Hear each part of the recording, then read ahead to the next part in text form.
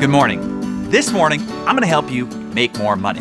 When it comes to making money, there are two rules that I live by. Lucky for me, I learned them both when I was only 12 years old. So I suppose I was like any red-blooded 12-year-old boy. I dreamed of one day owning a Ferrari. So I didn't deck my bedroom walls with posters of movies or celebrities or athletes or outer space. I had 4 Ferrari posters, all cherry red, hanging on my walls. So one day after school, I walked into my house to see my dad's mentor, a business partner and his former college football coach, sitting at the kitchen table with my father. Coach had seen my small shrine to the red beauty in my room and asked when I walked in, "A Ferrari, huh? Have you figured out how you're gonna get one?" No, I replied with 12-year-old feigned disinterest. "Well, you better get to work if you want one of those bad boys." I explained that I was working. I mowed a couple of lawns on the street, picked up straggling nails at the local construction site for a penny apiece. "Well, how much are you earning a week?"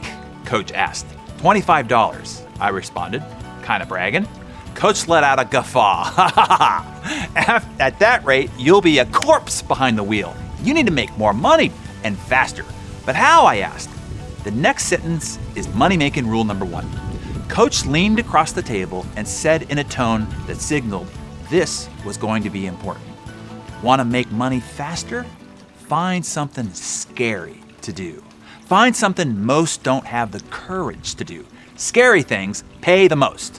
As I lay on my bed that night, I remembered a buddy talking about a local trade school who wanted people to stand outside bus stops and train stops or in the mall and ask complete strangers to take a survey, one that they didn't want to take. Approach people who don't want to be bothered, I thought. That sounds pretty freaking scary. So the very next day, I was standing outside the busiest bus stop in my neighborhood with a 16-year-old boy who wanted a Lamborghini Countach, and he was there to show me the ropes. We spent the entire day walking up to complete strangers who pushed us, yelled at us, one even spit at us, or at best simply pretended we didn't exist. I even had one woman shout at me to get a respectable job. "Go mow lawns or something," she said. Trust me, I considered it. I wanted to quit more times in those 6 hours than I have the rest of my life combined.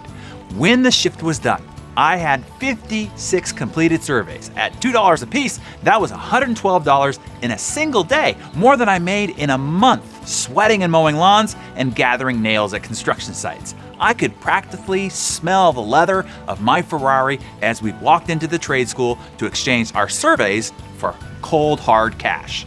Unfortunately, when the boss was done counting the bills, he handed all $112 to the Lamborghini Countach lover. Seeing the shock and fury on my face, he explained, "Sorry, kid, you're training today.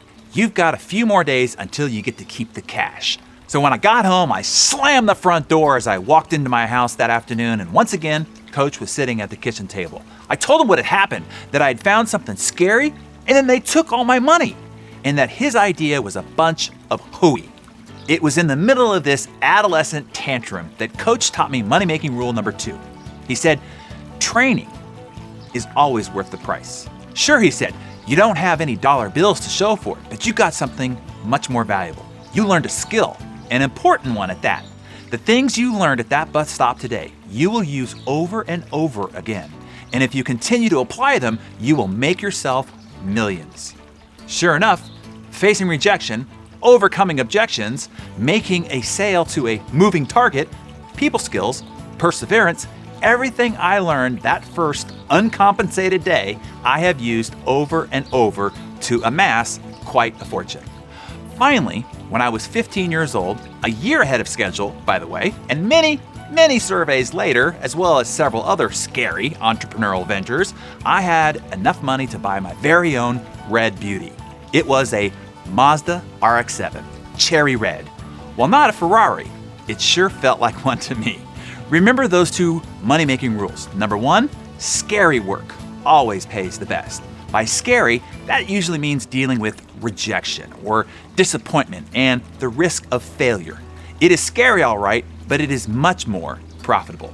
And number 2, training, mentorship, and personal development is always worth the price, as they are the seeds that reap a perpetual harvest for the rest of your life.